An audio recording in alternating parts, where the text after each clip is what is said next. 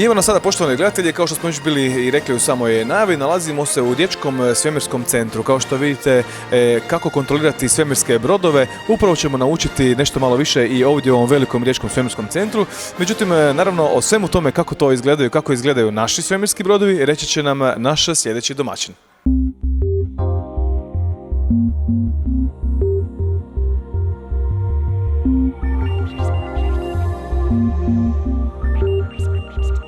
Dobro ste rekli, u svemirskom centru, ali ne za rakete koje su za svemir, nego za pomorski promet i kontrolu brodskog prometa u akvatoriju Riječke luke. Mi sa našom novom tehnologijom zbilja podsjećamo na nekakav NASA centar, jer sa ovom komunikacijom od 6 različitih VHF stanica do radarskog sustava, do video nadzora, što vidite iza mene po svim našim bazenima, zbilja kontroliramo i pratimo svaki moving, odnosno svaki pokret u akvatoriju Luke Rijeka. To je u stvari prvi, ja bih rekao jedini takav centar, pa možda i na ovom dijelu u cijelom Jadranskom moru. Znači postoje ti VTS centri, ali ovo ipak zadnja riječ tehnologije, tako da je to ono što smo u stvari negdje kad smo pred par godina pokušavali dobiti, to smo nekako i napravili. Cijela oprema u stvari bio je najavni natječaj na kojem je znači opremu ili posao za opremljanje VTS centra dobila norveška firma Kongsberg Norcontrol. No? Znači, oni su u suradnji sa Ericssonom Nikola Tesla iz Hrvatske, znači on je bio hrvatski partner koji je radio na telekomunikaciji i povezivanju svih tih udaljenih senzora. Znači, te dvije firme zajednički su napravili opremu i opskrbili taj centar.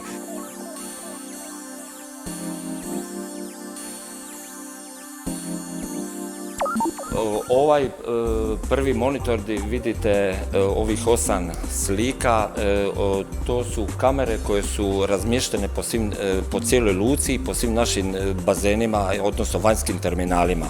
Kao Bakarski zaljev imamo 2 slike, gdje je RoRo terminal i terminal za rasuti teret.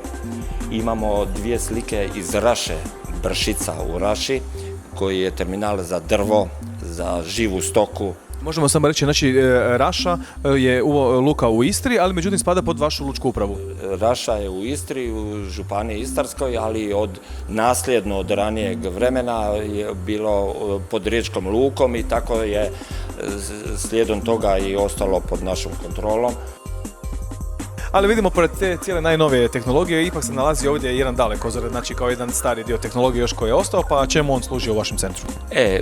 Znate tehnika je tehnika, elektronika je elektronika, ali kad smo slagali ovu priču, i po mom iskustvu, kad sam posjećivao sve te VTS centre za kontrolu pomorskog prometa, svugdje su bili stari, dobri dalekozori, gdje možete neke detalje malo bolje pogledati.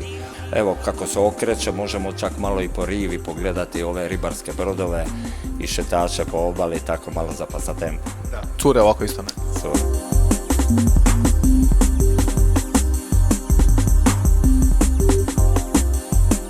Idemo nešto malo reći o ovim tehničkim važnim stvarima. Kad neko ulazi u našu riječku luku, na kojoj frekvenciji VHF-a vas može dobiti?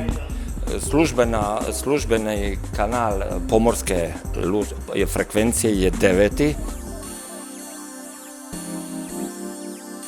Naravno, vrlo je važan i ekološki aspekt same luke Rijeka i gdje sve mogu biti brodovi sidreni kada dođu kod nas, a naravno o tome ćemo najbolje sada sa vama i malo pogledati upravo tu kartu da vidimo gdje nekakav brod koji ima opasan teret može kod nas doći, gdje se može sidriti i zašto baš tamo. Evo imamo ih cijelu kartu ispred sebe, to je strogo označeno.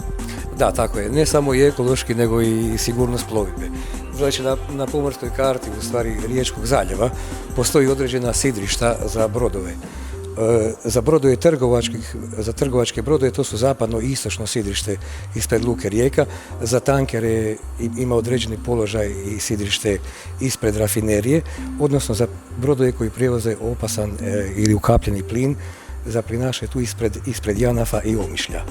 Znači to su pozicije gdje ti brodovi sidre po dolasku u Riječku luku. Ovo je glavna sala operatorska. Dole imamo još jedan punkt za treninge, za testiranje, da ne bi smetali operatora u poslu i one nus prostorije, kuhinjica, jedna čajna kuhinjica, jedna kancelarija gdje možemo kratki sastanak održati s manjom grupom i ostale WC, tuš i ostale. Mi imamo 4 operatora i jednoga, zovemo ih VTS operatori, to je po međunarodnoj konvenciji o VTS sustavima, i jednoga VTS eksperta koji uskače u smjene po potrebi kad su godišnji odmori, bolovanja i po potrebi.